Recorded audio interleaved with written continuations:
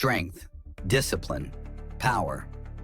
These were the words people used when they talked about Samantha Reyes, a bodybuilding icon, a gym owner, and the face of female empowerment in Las Vegas.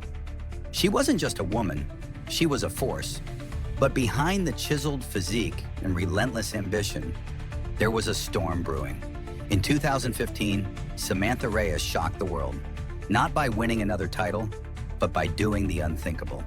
She lured her husband's mistress into a gym session and left her lifeless, not with a gun, not with a weapon, but with the very strength that had once made her a champion.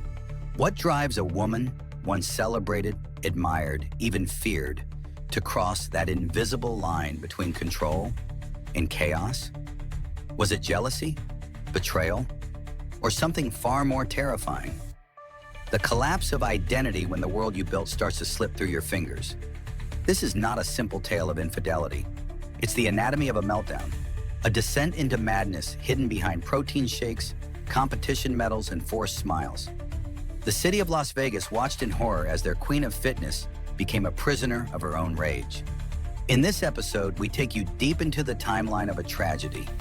From the rise of Samantha Reyes as a beacon of discipline, to the betrayal that broke her, and the calculated act of violence that destroyed everything. Stay with us, because what you're about to hear might make you question how well you really know the people you admire. This is The Queen Who Snapped, Samantha Reyes' story. Born in the outskirts of Phoenix, Arizona, Samantha didn't come from privilege. Her mother worked nights as a hospital janitor. Her father walked out before she learned to spell her name. There were no bedtime stories, no ballet recitals, just silence, and the constant hum of struggle. By 13, Samantha had already learned the language of survival.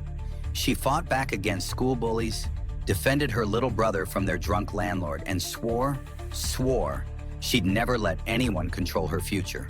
Her sanctuary, a forgotten garage gym 3 blocks from her apartment, old iron weights, rusted dumbbells, no coaches, no guidance, just a mirror and rage. She lifted because it was the only thing in her life she could control. She lifted because no one could hit her back in that room. She lifted because, for once, the pain made sense. By 19, she had a physique that turned heads. By 21, she was taking gold medals in regional competitions. And by 27, she had launched Titanium Temple, a high-end gym in Las Vegas where celebrities trained, sponsors flocked, and Samantha reigned supreme. She was unstoppable, unshakable, unbreakable, but strength, real strength, isn't just about how much weight you can lift. It's about what you do when your heart is breaking. And in that, Samantha Reyes was weaker than anyone ever realized. Adrian Bell didn't come from Samantha's world. He was soft-spoken, cerebral, a quiet man who ran a small nutrition coaching business and believed in morning coffee more than pre-workout supplements. They met in 2010 during a photo shoot for a sports supplement brand. Samantha had been modeling. Adrian was backstage giving dietary tips to athletes. Their chemistry was instant and unexpected. Adrian admired her drive, her presence, the way she took over a room. Samantha admired his calm, his ability to slow her down when everything in her world was chaos. They married quickly. Too quickly, some would say. But for a while it worked. While Samantha was out expanding Titanium Temple, speaking at fitness expos, launching her own protein line, Adrian stayed behind, managing the books, answering calls, prepping meals. He was supportive, loyal, devoted, but slowly. The dynamic began to shift. Samantha's tone grew sharper, her expectations higher. She micromanaged everything, what Adrian ate, who he talked to, when he slept. Love turned into performance. Affection became accountability. Adrian began to disappear, not physically, emotionally. And then came Jenna Clark. She was younger, freer, and new to the gym, a yoga instructor with soft edges and bright eyes. She didn't ask Adrian to be perfect. She just asked him to be seen.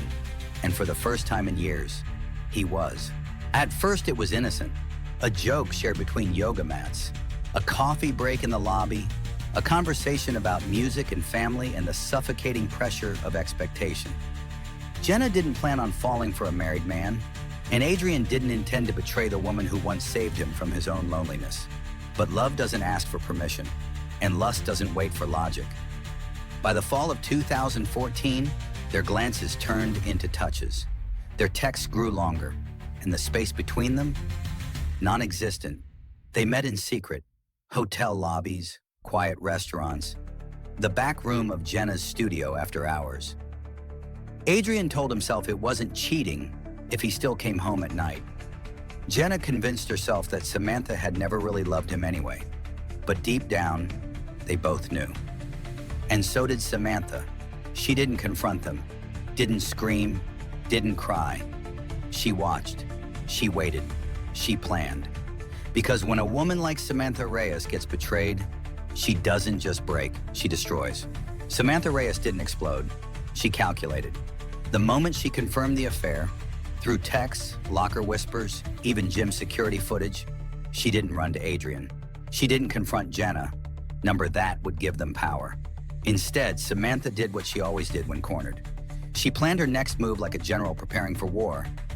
She started playing nice, smiling at Jenna when they passed in the hallway, asking about yoga classes, even recommending new lighting for the studio. To Jenna, it felt strange, but genuine. To Samantha, it was camouflage. 2 weeks before the murder, Samantha invited Jenna to a one-on-one wellness consultation. A chance, she said, to help Jenna launch her brand, collaborate on women's fitness packages, maybe even co-host a podcast. Jenna, flattered and a little naive, said yes. Why wouldn't she? She believed Samantha didn't know. She believed this was her chance to step out of the shadows, not just as Adrian's lover, but as a rising name in the fitness world. The meeting was set for Friday night.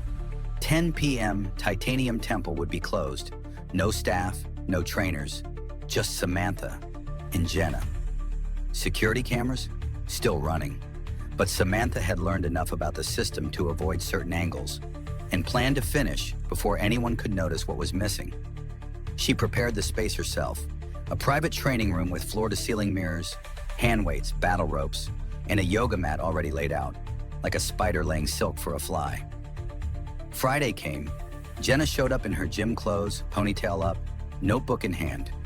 Samantha welcomed her with a smile, led her down the hall, and locked the door behind them. At first, it was quiet, too quiet. Jenna laid down her notebook and started asking questions. What kind of collaboration? What would the podcast be about? Samantha stood behind her, silent, unmoving.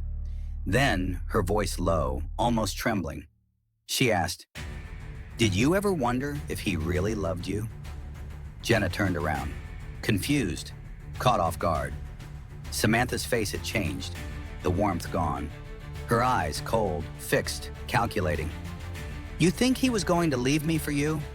You think you won?" Jenna's lips parted, maybe to explain, maybe to run, but it was too late. Samantha lunged.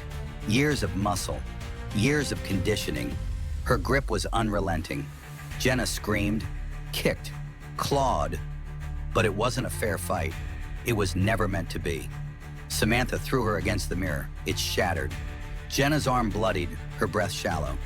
Then came the final blow. A chokehold so violent it snapped the silence in two. It lasted only seconds. But in those seconds, something inside Samantha broke. Not her strength, not her control, her humanity. When it was over, Jenna's lifeless body lay on the mat. The same mat where women once found strength, peace, empowerment. Now it held death and silence. Samantha stood over her, panting, shaking. And then she started to clean. Samantha didn't run. She didn't scream. She didn't even cry. She switched modes, grabbed cleaning supplies from the janitor's closet, bleached the floor, wiped the mirrors, disposed of Jenna's notebook, her phone, her gym bag. She wrapped Jenna's body in a training towel, loaded her into a duffel bag like just another set of weights, and carried her out the back door.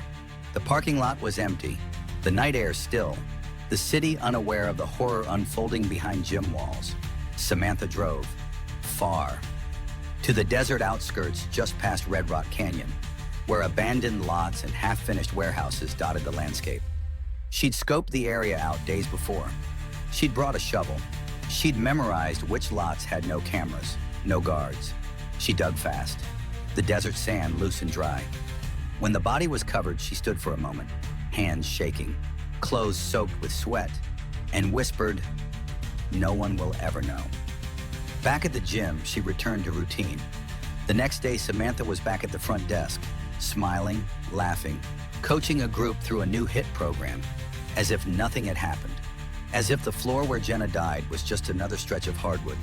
But something was different, something in her eyes, something in the way her voice cracked at the end of sentences.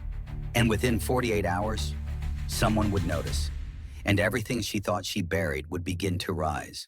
At first, no one suspected Samantha Reyes.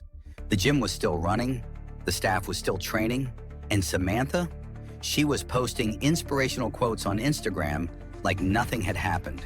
But behind the glossy filters and protein shake promotions, a storm was brewing.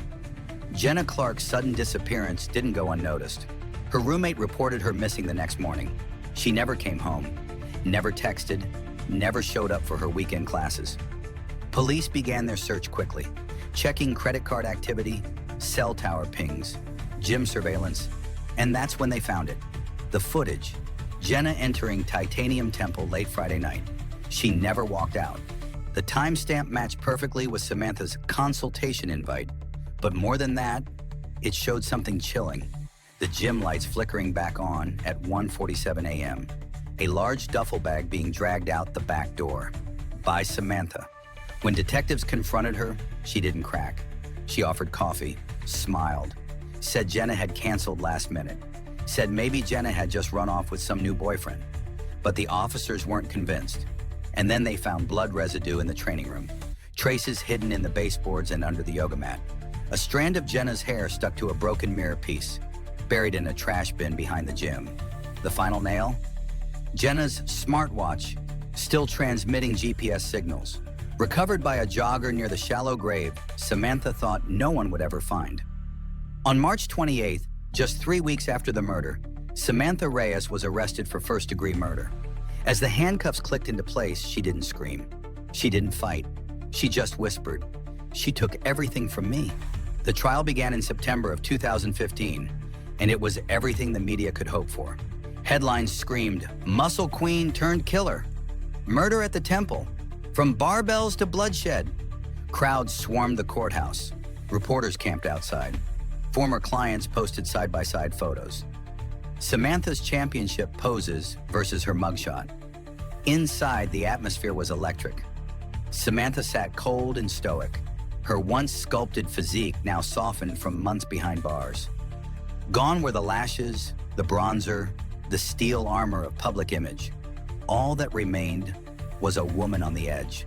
Her defense claimed temporary insanity, that betrayal had broken her.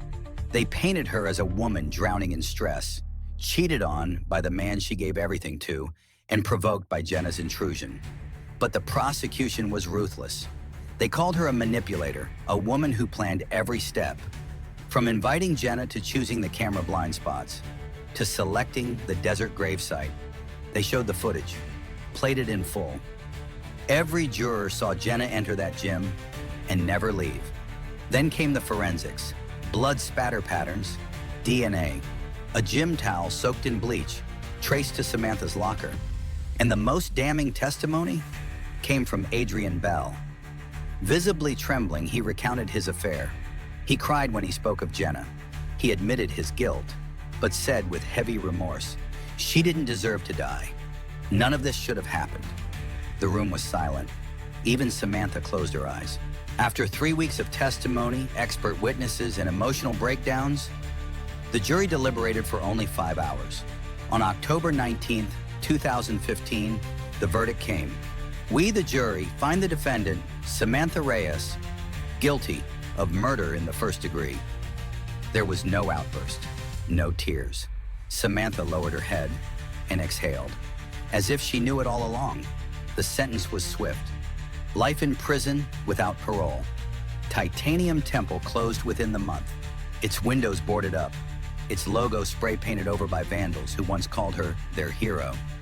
Adrian left Las Vegas. He couldn't bear the looks, the whispers, the guilt. Jenna's family held a candlelight vigil in the desert where her body was found. Her sister read aloud from Jenna's journal, dreams about opening a wellness center, teaching trauma yoga, starting over, dreams that would never come true. And Samantha? She was transferred to a maximum security facility in northern Nevada. She still lifts, but now it's to survive, not on a stage, not for fans, just to make it through each day. I've told a lot of stories like this. Stories where love turns into betrayal, where strength turns into rage, where someone crosses a line and can never come back. But this one, it lingers. Because Samantha Reyes wasn't some monster hiding in the shadows. She was a woman many of us admired. She built herself from nothing. She carved power from pain. She was celebrated, followed, idolized, and yet, it still wasn't enough. When her life began to unravel, when love slipped through her fingers and control began to fade, she didn't reach out. She clenched her fists. She buried her fear beneath pride. And in the end, it consumed her. If there's one thing I've learned, it's this. Real strength isn't about how much you can lift. It's about what you do when everything feels heavy inside. We all carry something. A heartbreak we pretend to ignore. A fear we never say out loud.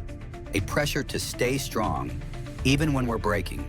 But silence is not strength. Control is not healing. And revenge will never bring you peace. Samantha let her ego become her identity. And when that identity cracked, she didn't ask for help. She chose destruction and took an innocent life with her. So if you're watching this, if you're hurting, if you're struggling, if you feel like your life is spinning out of control, don't suffer in silence. Talk to someone. Ask for help. Let yourself be vulnerable, because the strongest thing you can do is admit that you're not okay. Let Samantha's story be a reminder that no matter how powerful we appear on the outside, it's how we handle what's inside. That defines who we really are.